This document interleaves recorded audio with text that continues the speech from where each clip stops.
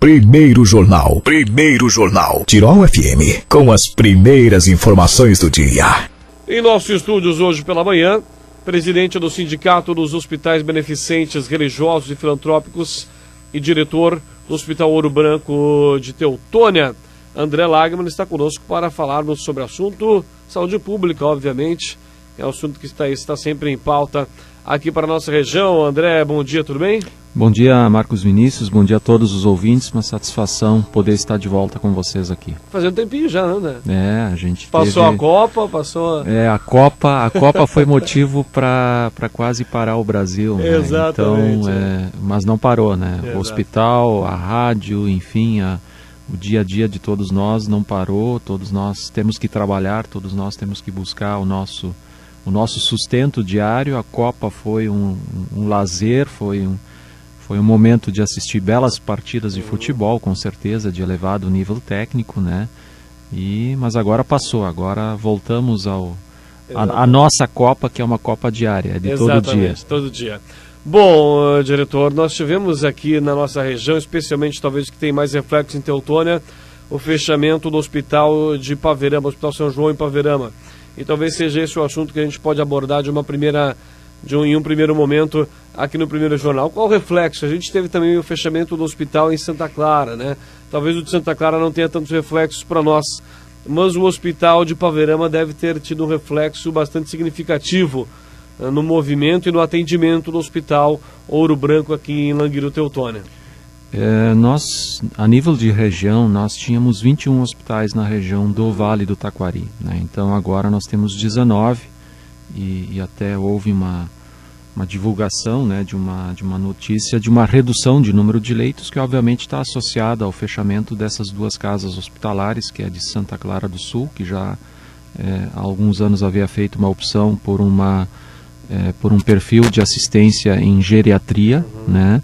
E o Hospital de Paverama, agora mais recentemente, e aqui ao nosso lado, né, com uma população significativa de 8 mil habitantes, e que nós já vínhamos atendendo há bastante tempo, já tínhamos inclusive convênios com o município para complementarmente assistir aquela população, e que agora então em caráter mais efetivo passa a ter essa relação com o Hospital Ouro Branco, especialmente no serviço de urgência e emergência, no serviço 24 horas do pronto atendimento, nas internações obviamente também, e claro que isso implicou em um aumento de atendimento, né?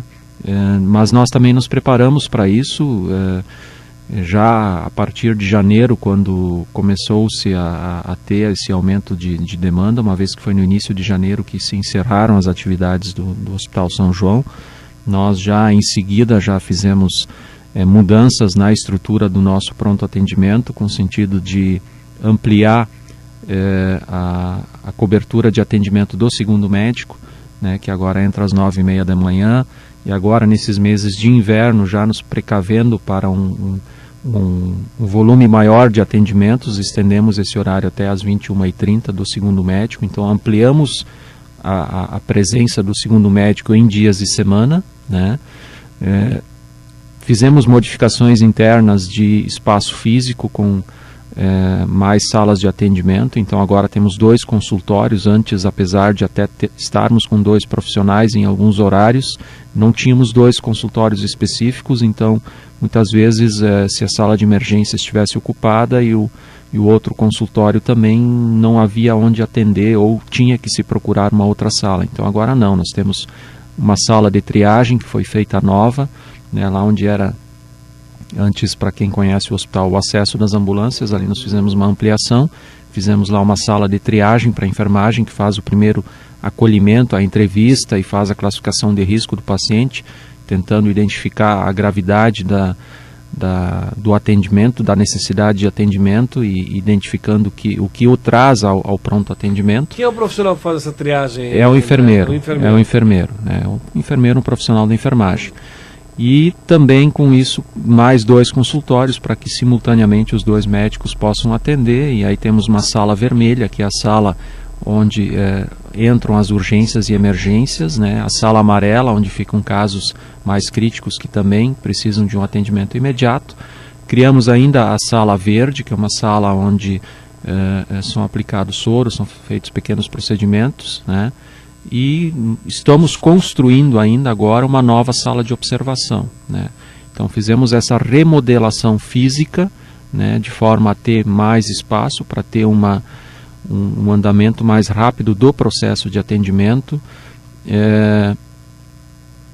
Fizemos também, como eu disse há pouco, a ampliação da presença do segundo médico, do tempo de presença do segundo médico de segundas a sextas, né, tentando dar vazão ao fluxo de consultas. Contratamos mais uma enfermeira para o turno da tarde, que é o turno onde se acaba concentrando um número maior de atendimentos, já em decorrência de algum represamento da manhã e de uma busca maior por consultas à tarde. Então também uma segunda enfermeira, porque em 2 médicos atendendo há uma necessidade de ter um maior efetivo de enfermagem para dar sequência do atendimento demandado pelos médicos, né? Ampliamos o tempo de atendimento e tornamos integral a presença também dos técnicos em radiologia, no sentido de que exames de raio-x possam ser feitos ininterruptamente das 7h30 da manhã até as 6h30 da tarde, inclusive no horário do meio-dia. Antes ficávamos apenas em regime de plantão no horário do meio-dia, então algum caso que não fosse muito urgente, ele já naturalmente acabava ficando represado e aguardando até as 14 horas, quando se iniciava o atendimento normal eletivo do serviço de raio-x. Então também fizemos com que esse serviço fosse permanente das 7h30 da manhã até as 18h30, né? Então essas medidas em conjunto, nós entendemos que elas são justamente para dar uma maior vazão a esse atendimento no pronto atendimento. E é importante destacar um aspecto externo que todos nós que acaba influenciando principalmente na demanda, que nós não tivemos um inverno tão rigoroso como anos anteriores. Justamente, né? Essa seria a minha próxima pergunta, só para aproveitar o gancho. Esse período de inverno, se tem como precisar qual é o pico da demanda no hospital hoje? É inverno, e o dia de semana, que é o final de semana, ele é mais... O senhor falava que durante a semana teremos os 2 médicos, o final de semana é apenas 1, 2 também. Então há uma demanda nesse período do ano de inverno, embora não tenhamos tido um inverno tão rigoroso, mas esse é o período mais crítico em termos de internação. A gente recebe diariamente aqui, a gente vê o movimento de internação. Então é o período mais crítico do ano, de fato, diretor? Sim, sempre ele porque ele acaba gerando internações não programadas, vamos assim dizer, que seriam... Internação programada é uma cirurgia eletiva que é previamente agendada, né? Mas o inverno acaba gerando uma demanda muito grande de infecções, doenças respiratórias, e que acabam gerando um aumento de procura de consultas e, consequentemente, de exames e também de internações. E isso nós não tivemos este ano. Apesar de nós termos tido uma variação de 15 mil consultas no primeiro semestre do ano passado para 18 mil nesse primeiro semestre, um crescimento de 3 mil consultas a mais, já era uma expectativa nossa, até pela vinda dos munícipes de Paverama, né? Mas mesmo assim nós não tivemos aquele inverno rigoroso como nos anos anteriores. A própria Secretaria Estadual de Saúde tem veiculado isso, que o número de óbitos por gripe A ele se reduziu drasticamente do ano passado para cá, tanto é que a gente quase não houve veiculação de notícias a respeito disso, né? Não é fato noticioso que há mortes, né? Então isso também contribuiu para que a gente pudesse conseguir realizar o atendimento de uma forma relativamente normal, né? Sempre tem uma procura muito grande de consultas, isso é fato, né? E nós procuramos atender a todos, invariavelmente a todos, mas sempre priorizando, como nós em todas as oportunidades fazemos e destacamos, para atender a urgência e emergência. É para isso que nós nos estruturamos, buscamos organizar os processos e fluxos de atendimento com a equipe médica e de enfermagem, para que a urgência e emergência seja priorizada.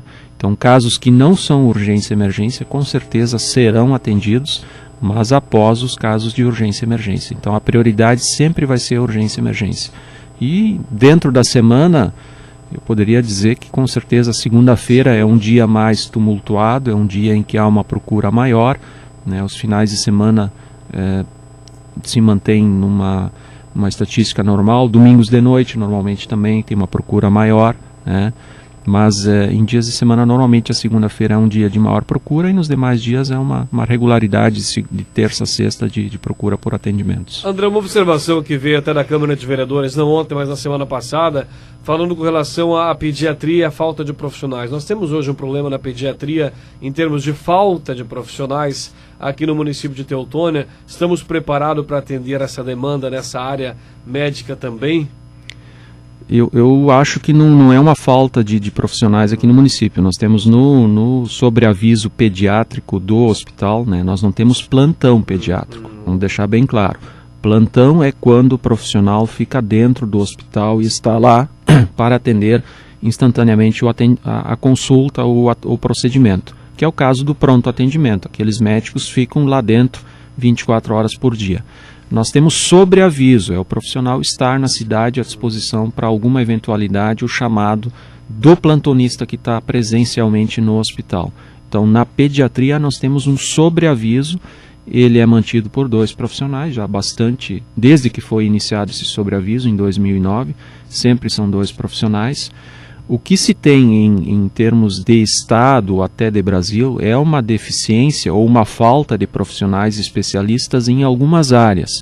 A pediatria é uma das áreas em que não está havendo uma formação de novos profissionais em quantidade suficiente para a demanda existente. E nós temos observado isso aqui na região, né, no município vizinho aqui de Lajeado. A gente teve recentemente um episódio de fechamento do plantão pediátrico do hospital, depois foi reativado, né, pela falta de profissionais, né? Então há hoje uma deficiência, há uma defasagem em termos de formação de profissionais pediatras para o que o mercado realmente precisa absorver, assim como outras especialidades também. Anestesia é uma outra área em que também há um déficit muito grande de profissionais para a demanda que realmente o mercado teria como absorver, né? Muito bem, falando também, o senhor falava aqui justamente tudo isso demanda investimento, tudo isso demanda dinheiro. O orçamento para a área a nível de Brasil deveria chegar aos 15%, não chega. O Estado anunciou que pela primeira vez vai atingir a meta dos 12%, ou chegar muito próximo disso. A nível de investimentos, o que temos aqui para a nossa região, falando agora na região como um todo, obviamente a demanda que era atendida em Santa Clara vai ter que ser absorvida por outras cidades da região, talvez Lajeado, Estrela. Aqui de Paverama vem para Languiru, mais uma demanda que vem em Languiru. Esses investimentos, eles são também distribuídos nessa proporção? Por exemplo, uma pergunta bem pontual. Paverama, enquanto administração, contribui, não sei se esse é o termo certo, busca também ressarcir o Hospital Ouro Branco financeiramente, com investimentos, com orçamento para isso também. Qual é a contribuição dessas cidades? Falando nos hospitais como um todo, o senhor agora como presidente do sindicato. Cada município tem uma forma de relação com o seu hospital ou com o hospital para onde referencia os seus atendimentos. O Hospital Ouro Branco já há muitos anos mantém um contrato padrão com os municípios que se referenciam diretamente a ele, que são especificamente o município sede Teutônia, o município de Poço das Antas, Westfália e agora Paverama. Os 4 contribuem da mesma forma financeiramente, né, com os mesmos valores per capita da sua população e por demanda conforme a quantidade de serviços e procedimentos especializados que são acionados. Então a base de sustentação do Hospital Ouro Branco é muito importante e é mantida essencialmente pelos 4 municípios, né, que então destinam recursos para que se mantenha especialmente o pronto atendimento 24 horas, o atendimento à obstetrícia, que é um atendimento também considerado de pronto, de urgência, de emergência, as cirurgias, que também é um atendimento de urgência, consultas do pronto atendimento que os médicos plantonistas demandam com os profissionais que ficam de sobreaviso também são custeadas pelos municípios. Então há sim uma participação financeira muito importante destes 4 municípios, especialmente Teutônia, Poço das Antas, Westfália e agora também Paverama, no custeio, na manutenção dessa estrutura 24 horas de porta aberta que o hospital mantém, que nós frisávamos no início da nossa conversa aqui, com médicos, com enfermeiras, enfim, com serviços de diagnóstico para que a população tenha um pronto atendimento, né? Então há uma participação muito grande dos municípios. A participação do Estado também tem crescido nos últimos 3 anos, há uma participação muito maior do Estado.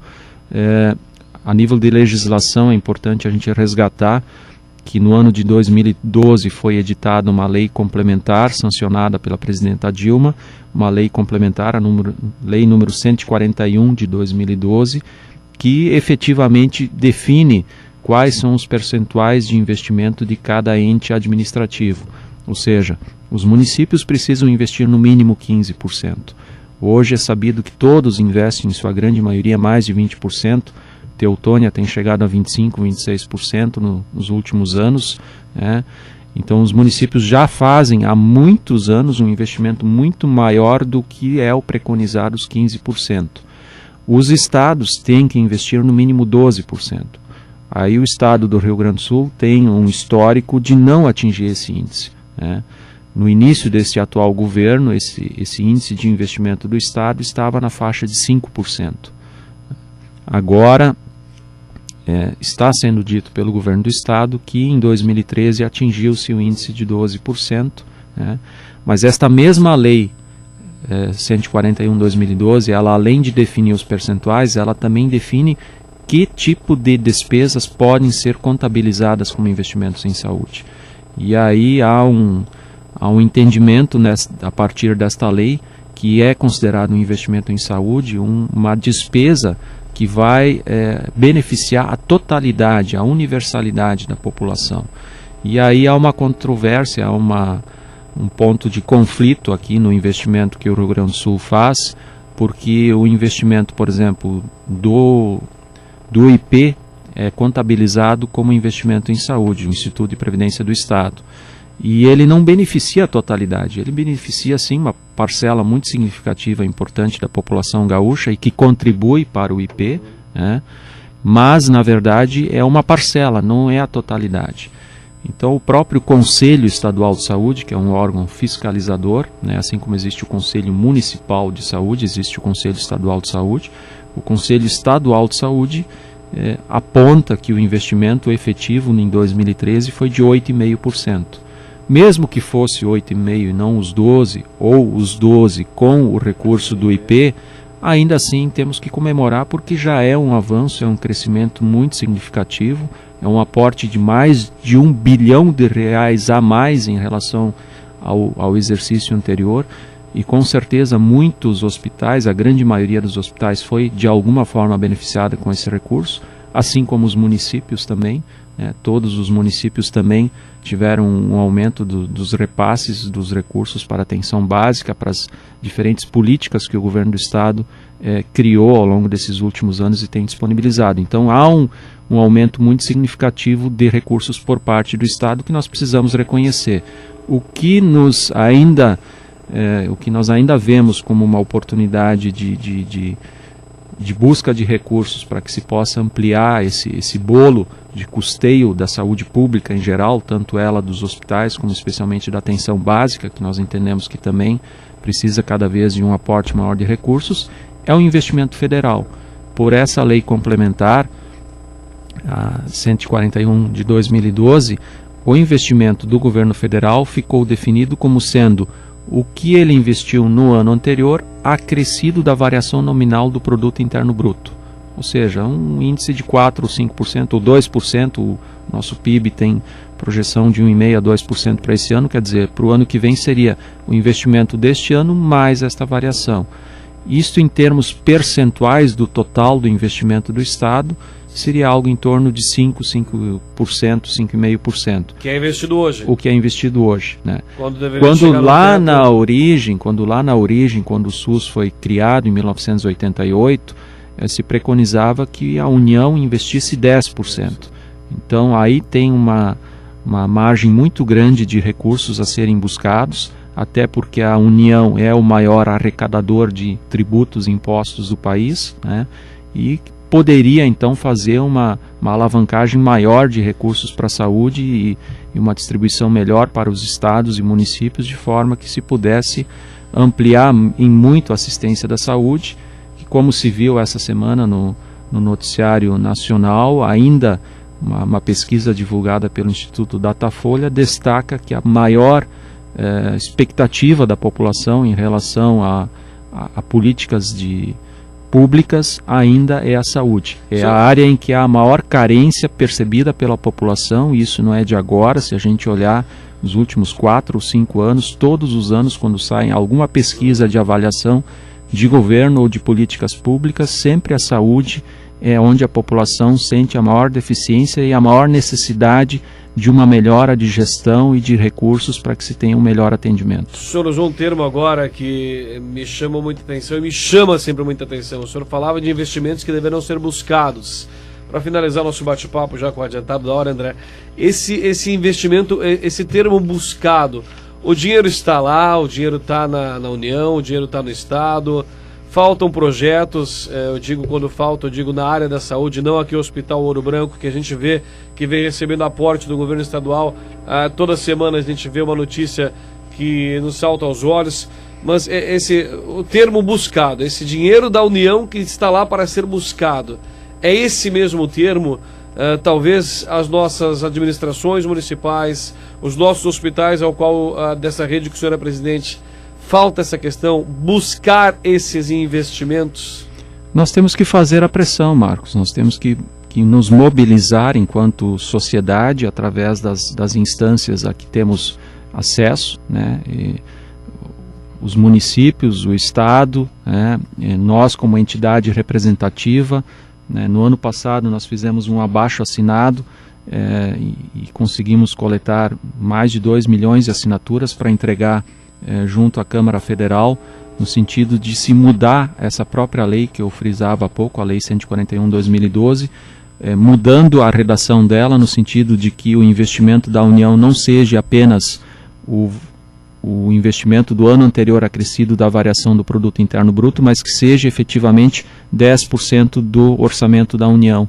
Então esse tipo de mobilização é que precisa ser feito, e para isso precisa do apoio da sociedade, por exemplo, através dessa coleta de abaixo-assinado, para que se possa ter força e usar dos meios e artifícios operacionais que hoje existem e que nos permitem, como cidadão, agir de forma a fazer valer o nosso direito, né, de buscar esses recursos, né.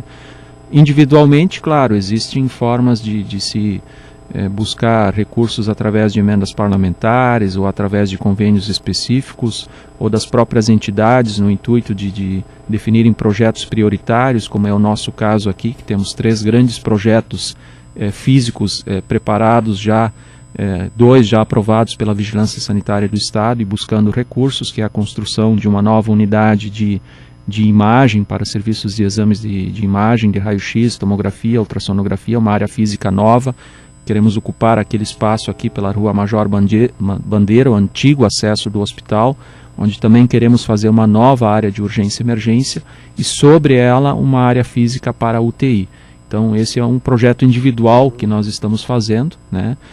Apenas para citar. Então existe a forma coletiva de ter que se mobilizar e pressionar os órgãos competentes para que se tenha mais recursos disponíveis, e individualmente esse trabalho, como a gente faz aqui, de estruturar essa casa de saúde, o nosso hospital, dentro do que nós entendemos e discutimos com a nossa comunidade, através da nossa diretoria e do contato que temos, né, aqui com as pessoas aqui da nossa comunidade, para que tenhamos aqui um hospital que possa fazer frente à demanda, à necessidade que essa população precisa, porque eu sempre entendo que o hospital ele faz parte da construção, do desenvolvimento, do bem-estar de uma comunidade, né? Então precisamos sim ter um hospital qualificado para atender a demanda agora de 45 mil habitantes, considerando aí o município de Paverama, Teutônia, Westfália e Poço das Antas, né?